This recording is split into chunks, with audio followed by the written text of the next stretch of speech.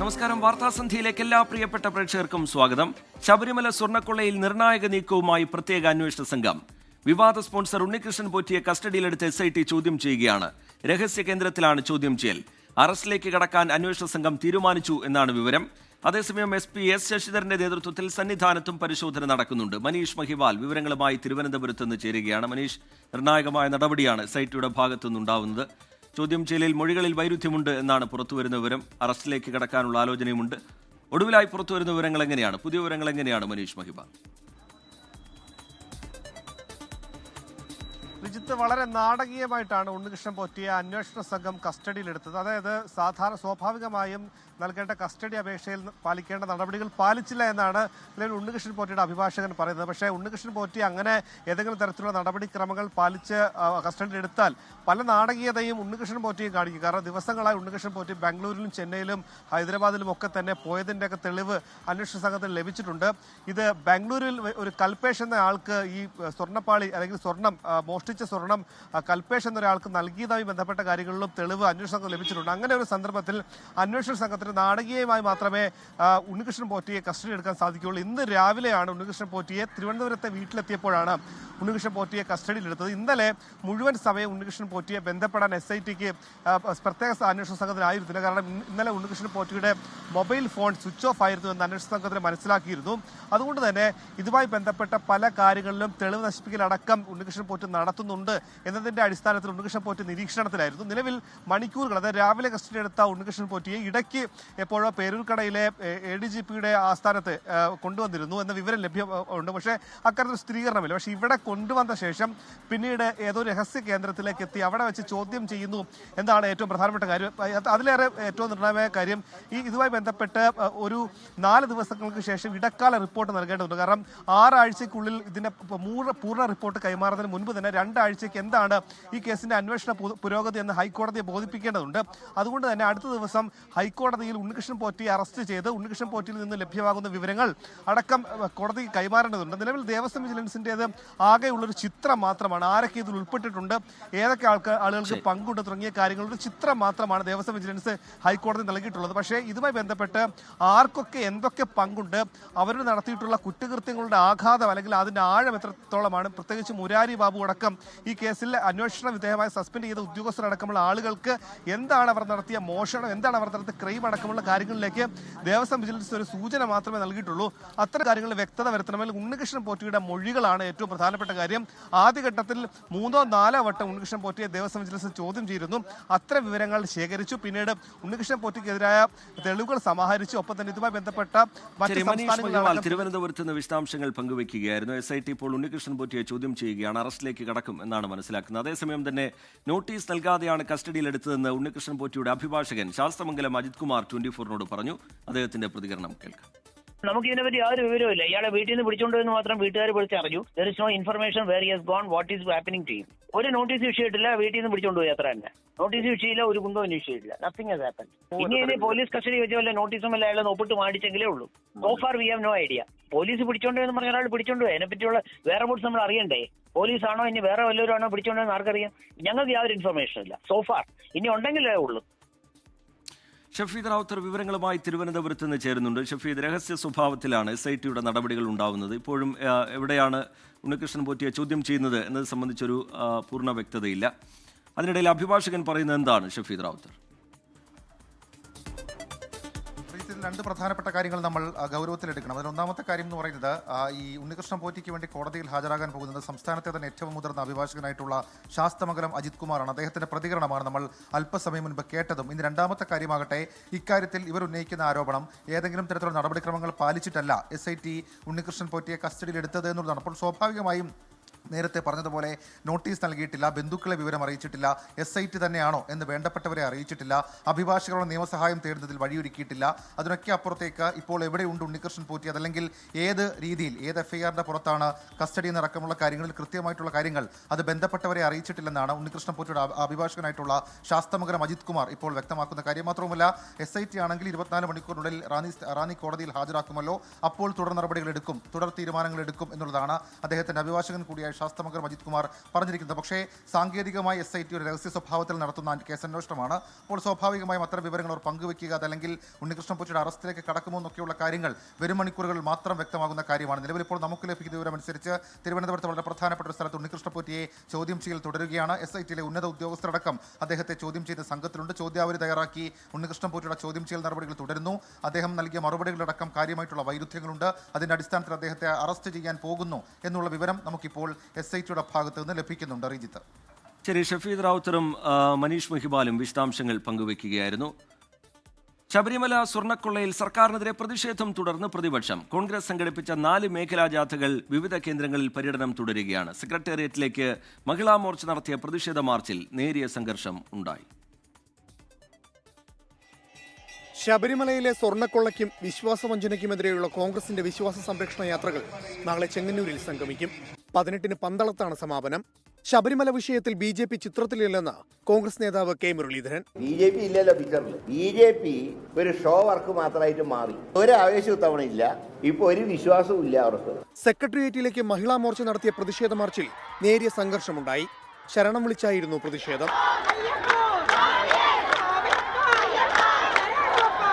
ദേവസ്വം മന്ത്രിയെ രാജിവെപ്പിച്ചില്ലെങ്കിൽ കേന്ദ്രത്തെ സമീപിക്കുമെന്ന് BJP സംസ്ഥാന അധ്യക്ഷൻ രാജീവ് ചന്ദ്രശേഖർ. വാസവൻജിന്റെ രാജി വെപ്പിച്ചില്ലെങ്കിൽ ഞങ്ങൾ ഗവർണറിന് പരാതി കൊടുത്തിട്ടുണ്ട്.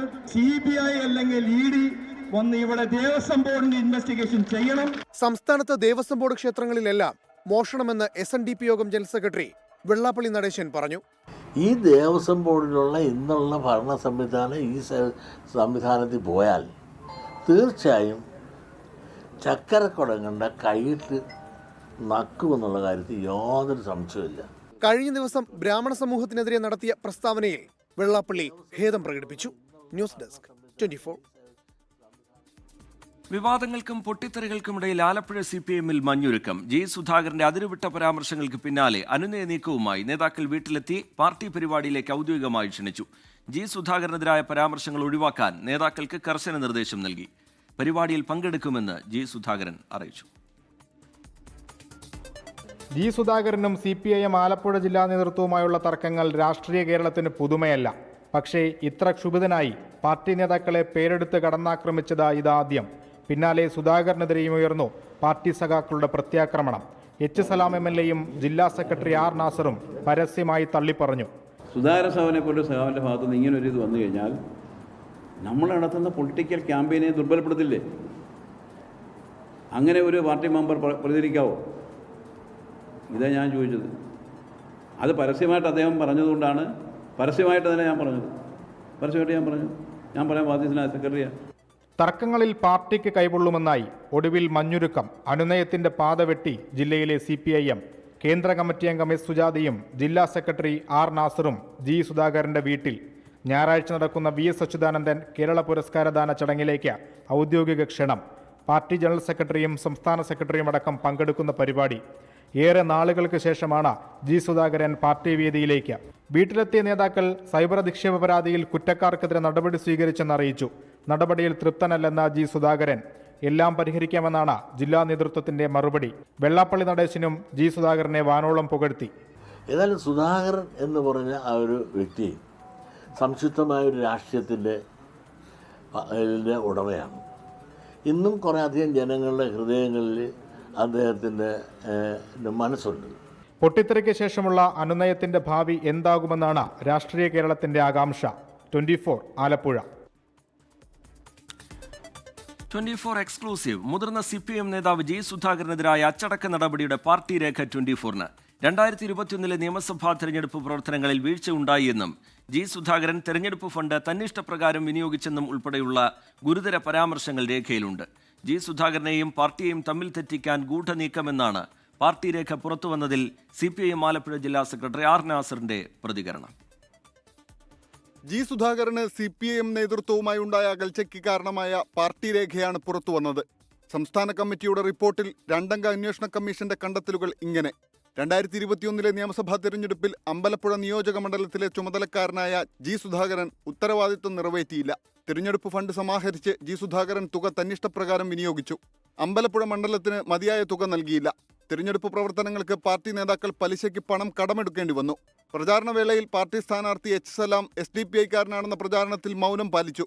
പാർട്ടി ഭരണഘടന അനുശാസിക്കുന്ന ഉയർന്ന അച്ചടക്ക നടപടി വേണമെന്ന് സംസ്ഥാന കമ്മിറ്റി വിലയിരുത്തി. എന്നാൽ പാർട്ടി സ്ഥാനാർത്ഥി വിജയിച്ചതും ദീർഘകാല സേവനവും പരിഗണിച്ചാണ് പരസ്യശാസനയിൽ ഒതുക്കിയത്. അന്വേഷണ റിപ്പോർട്ട് സംസ്ഥാന സമിതി അവതരിപ്പിക്കുമ്പോൾ G. സുധാകരന് പറയാനുള്ളതും കേട്ടിരുന്നു. എന്നാൽ തെറ്റുതിരുത്തി സ്വയം വിമർശനത്തിന് G. സുധാകരൻ തയ്യാറായില്ലെന്നും റിപ്പോർട്ടിൽ പരാമർശമുണ്ട്. പാർട്ടി രേഖ പുറത്തു വന്നതിന് പിന്നിൽ ആരോ ഉണ്ടെന്ന് CPIM ആലപ്പുഴ ജില്ലാ സെക്രട്ടറി R. നാസർ. ആരോ പുറകിലുണ്ട്. സുധാകര സാഹിബിനെയും പാർട്ടിയെയും തമ്മിൽ തെറ്റിപ്പിക്കാനും ഒക്കെ വേണ്ടിയിട്ട് അതിൽ നിന്നെങ്കിലും നേട്ടം ഉണ്ടാക്കാൻ കഴിയുമെന്നൊക്കെ ഉള്ള പ്ലാനോട് കൂടി നടത്താൻ ആരെങ്കിലും ഉണ്ട്. അല്ലെ പിന്നെ ഇതൊക്കെ ഇങ്ങനെ വരുമോ? മനീഷ് മഹിബാൽ, 24, തിരുവനന്തപുരം. പാലക്കാട് കണ്ണാടി ഹയർ സെക്കൻഡറി സ്കൂൾ വിദ്യാർത്ഥി ജീവനൊടുക്കിയ സംഭവത്തിൽ നടപടി. ആരോപണ വിധേയയായ അധ്യാപികയെയും പ്രധാനാധ്യാപികയെയും സസ്പെൻഡ് ചെയ്തു. അധ്യാപികയുടെ മാനസിക പീഡനത്തെ തുടർന്നാണ് 9ാം ക്ലാസ്സുകാരൻ അർജുൻ ആത്മഹത്യ ചെയ്തത് എന്നാണ് ആരോപണം. സംഭവത്തിൽ റിപ്പോർട്ട് സമർപ്പിക്കാൻ വിദ്യാഭ്യാസ മന്ത്രി V. ശിവൻകുട്ടി പൊതുവിദ്യാഭ്യാസ ഡയറക്ടർക്ക് നിർദ്ദേശം നൽകി. ഇന്നലെയാണ് പാലക്കാട് പല്ലഞ്ചാത്തന്നൂരിൽ കണ്ണാടി ഹയർ സെക്കൻഡറി സ്കൂളിലെ 9ാം ക്ലാസ് വിദ്യാർത്ഥി അർജുൻ ജീവനൊടുക്കിയത്. ഇൻസ്റ്റഗ്രാമിൽ അയച്ച മെസ്സേജിനെ തുടർന്ന് സൈബർ സെല്ലിൽ പരാതി നൽകുമെന്നും ജയിലിൽ ഇടുമെന്നും അധ്യാപിക ഭീഷണിപ്പെടുത്തിയതായി കുടുംബം ആരോപിച്ചു. ക്ലാസ് അധ്യാപിക അർജുനെ മാനസികമായി പീഡിപ്പിക്കാറുണ്ടെന്ന് സഹപാഠികളും. ഇൻസ്റ്റഗ്രാമിൽ കൂടി ഇവര് വേറെ എൻ്റെ അക്കൗണ്ടിൽ കയറിയിട്ട് ഇവനെ മോശമായ വാക്കുകൾ യൂസ് ചെയ്തു. അപ്പോൾ ഇവന് വേറെ മോശമായ വാക്കത് അത് സ്കൂളിൽ പോയിട്ട് അവൻ്റെ മാമ സ്കൂളിൽ പോയിട്ട് സോൾവ് ആക്കി വിട്ടത്. പിന്നെ അന്ന് ചൊവ്വാഴ്ച ടീച്ചർ ഉണ്ടായിരുന്നില്ല. പിറ്റേ ദിവസം ഇന്നലെ മിനിങ്ങാന്ന് ടീച്ചർ വന്നിട്ട് എന്താ കാര്യം ചോദിച്ചു. കാര്യം പറഞ്ഞു കൊടുത്തു. ഇത് കുറ്റമാണ്, 1.5 വർഷം ജയിലിൽ കിടക്കണം, ഇല്ലെങ്കിൽ 25,000 രൂപ ഫൈനാകും. സൈബർ സെല്ലിനെ അപ്പം തന്നെ വിളിച്ചു പറഞ്ഞു. സംഭവത്തിൽ അധ്യാപികയ്ക്കെതിരെ വിദ്യാർത്ഥികൾ സ്കൂളിന് മുന്നിൽ പ്രതിഷേധിച്ചു.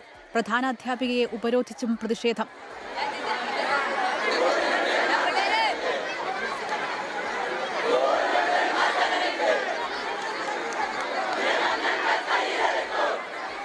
എന്നാൽ വീട്ടിലെ സമ്മർദ്ദമാണ് വിദ്യാർത്ഥിയുടെ മരണത്തിന് കാരണമെന്ന് പ്രധാനാധ്യാപിക. വിഷയത്തിൽ ഇടപെട്ട വിദ്യാഭ്യാസ വകുപ്പ് സംഭവത്തിൽ റിപ്പോർട്ട് തേടി. ഇതിനു പിന്നാലെയാണ് ആരോപണ വിധേയ അധ്യാപിക ആശ, പ്രധാനാധ്യാപിക ലിസി എന്നിവരെ സസ്പെൻഡ് ചെയ്തത്. നമ്മുടെ സ്കൂളിലെ 9ാം ക്ലാസ് വിദ്യാർത്ഥി അർജുനന്റെ ആത്മഹത്യയുമായി ബന്ധപ്പെട്ട് ഉയർന്നു വന്ന പരാതികളുടെ അടിസ്ഥാനത്തിൽ ഹൈസ്കൂൾ HM ലിസി ടീച്ചറെയും ക്ലാസ് ടീച്ചർ ആശ എന്നിവരെയും ചുമതലകളിൽ നിന്നും അന്വേഷണ വിധേയമായി മാറ്റി നിർത്തുവാനും സർക്കാർ വകുപ്പ് തല നിർദ്ദേശങ്ങൾക്ക് വിധേയമായി മറ്റു നടപടിക്രമങ്ങൾ സ്വീകരിക്കുന്നതുമാണെന്ന് മാനേജ്മെന്റ് കമ്മിറ്റി ഇന്ന് തീരുമാനിച്ചു. സ്കൂളിന് ചൊവ്വാഴ്ച വരെ അവധി പ്രഖ്യാപിച്ചു. 24 Palakkad. Ernakulam Palluruthy saint Rita's public സ്കൂളിലെ ശിരോവസ്ത്ര വിവാദത്തിൽ മാനേജ്മെന്റിനെതിരെ ആഞ്ഞടിച്ച് വിദ്യാഭ്യാസ മന്ത്രി V. ശിവൻകുട്ടി. സർക്കാരിന് മുകളിലാണ് മാനേജ്മെന്റ് എന്ന ധാരണ വേണ്ട എന്ന് മന്ത്രി പറഞ്ഞു. ഉത്തരവാദപ്പെട്ടവർ വിഷയം പരിഹരിക്കണമെന്ന് പ്രതിപക്ഷ നേതാവ് V. D. സതീശൻ പ്രതികരിച്ചു. ശിരോവസ്ത്രം ധരിച്ചെത്തിയ 8ാം ക്ലാസ് വിദ്യാർത്ഥിനിയെ ക്ലാസ്സിൽ നിന്ന് പുറത്തു നിർത്തിയെന്ന പരാതിയിൽ മാനേജ്മെന്റിനെതിരെ രൂക്ഷമായ ഭാഷയിലായിരുന്നു മന്ത്രിയുടെ പ്രതികരണം. ബോധപൂർവം രാഷ്ട്രീയവൽക്കരിക്കാൻ സ്കൂൾ മാനേജ്മെന്റ് ശ്രമിച്ചെന്ന് മന്ത്രി.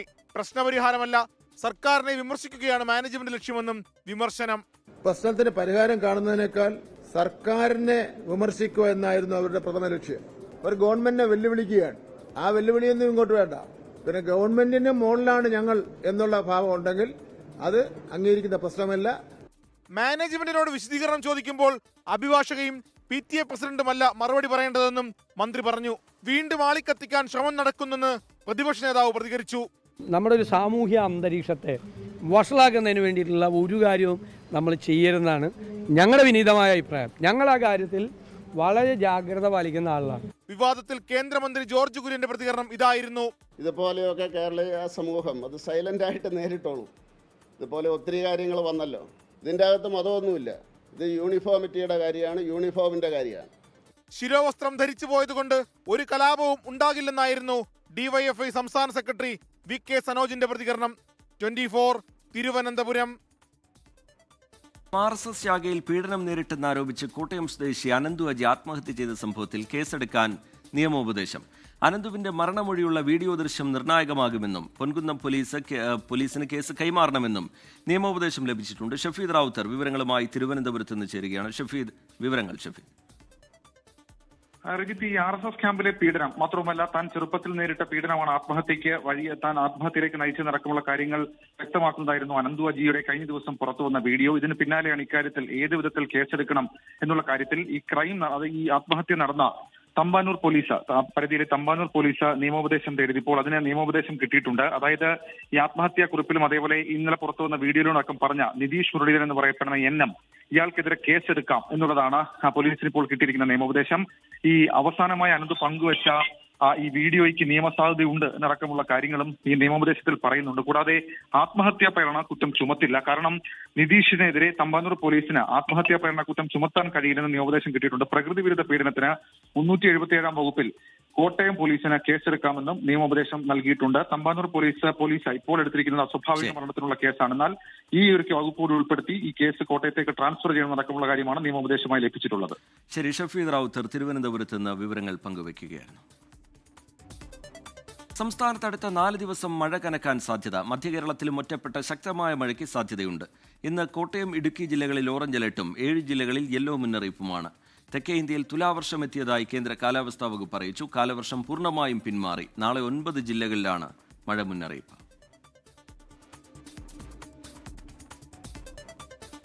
കോഴിക്കോട് പയ്യാനക്കൽ ചാമുണ്ടിവളപ്പിൽ ഇടിമിന്നലേറ്റ് തെങ്ങിന് തീപിടിച്ചു. ഫയർഫോഴ്സ് എത്തി തീ അണച്ചിട്ടുണ്ട്. ആദ്യം അതിന്റെ ദൃശ്യങ്ങൾ കാണാം.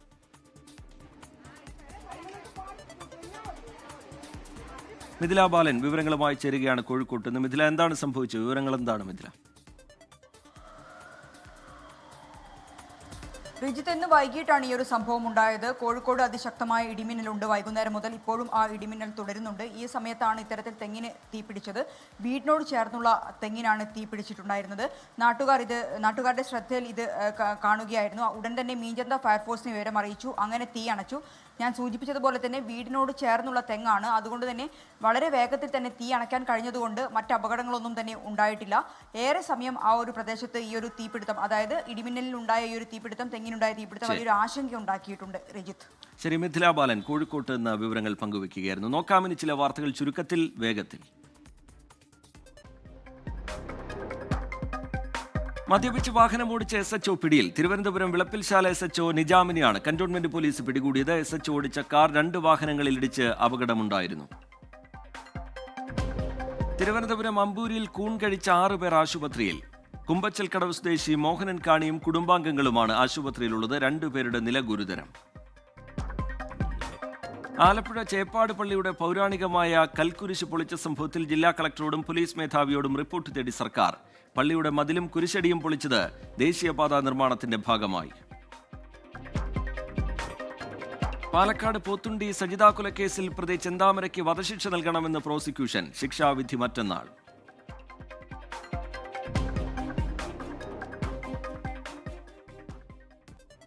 റഷ്യയിൽ നിന്ന് ഇനി എണ്ണ വാങ്ങില്ലെന്ന് പ്രധാനമന്ത്രി നരേന്ദ്രമോദിയിൽ നിന്ന് ഉറപ്പ് ലഭിച്ചുവെന്ന് അമേരിക്കൻ പ്രസിഡന്റ് ഡൊണാൾഡ് ട്രംപിന്റെ വാദം പൂർണ്ണമായും തള്ളി ഇന്ത്യ. ഇക്കാര്യവുമായി ബന്ധപ്പെട്ട് അമേരിക്കൻ പ്രസിഡന്റ് ഡൊണാൾഡ് ട്രംപുമായി പ്രധാനമന്ത്രി സംസാരിച്ചിട്ടില്ല എന്ന് വിദേശകാര്യ മന്ത്രാലയം സ്ഥിരീകരിച്ചു. നരേന്ദ്രമോദിക്ക് ട്രംപിനെ ഭയം എന്നായിരുന്നു ലോക്സഭാ പ്രതിപക്ഷ നേതാവ് രാഹുൽ ഗാന്ധിയുടെ വിമർശനം. വൈറ്റ് ഹൌസിൽ നടത്തിയ മാധ്യമ സമ്മേളനത്തിലാണ് റഷ്യയിൽ നിന്നും എണ്ണ വാങ്ങുന്നത് അവസാനിപ്പിക്കുമെന്ന് പ്രധാനമന്ത്രി നരേന്ദ്രമോദി ഉറപ്പു നൽകിയതായി അമേരിക്കൻ പ്രസിഡന്റ് ഡൊണാൾഡ് ട്രംപ് പറഞ്ഞത്.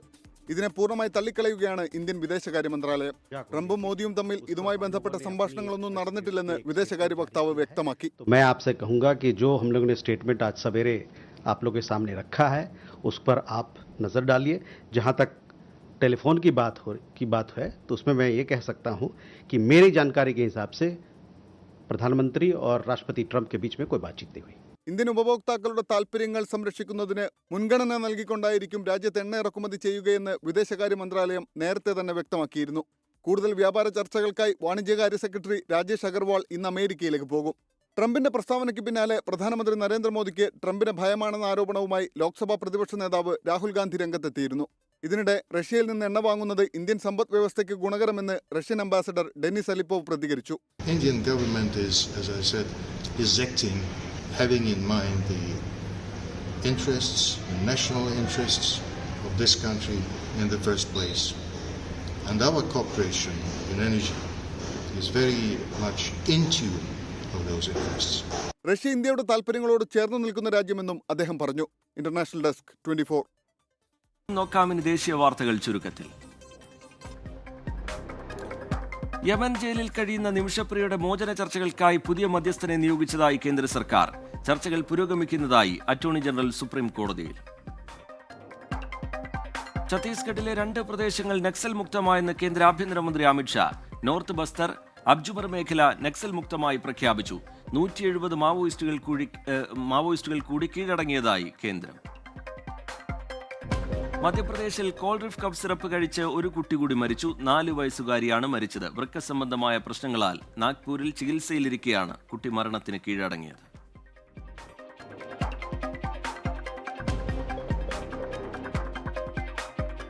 ഗുജറാത്ത് മന്ത്രിസഭാ പുനഃസംഘടനയുടെ ഭാഗമായി മുഖ്യമന്ത്രി ഒഴികെ എല്ലാ മന്ത്രിമാരും രാജിവെച്ചു. 16-അംഗ മന്ത്രിസഭ 26 ഉയർത്തുമെന്ന് സൂചന. നിലവിലെ ചില മന്ത്രിമാരെ നിലനിർത്തി ബാക്കി പുതുമുഖങ്ങളെ ഉൾപ്പെടുത്തിയേക്കും. നോക്കാം ഇപ്പോഴത്തെ കാലാവസ്ഥ.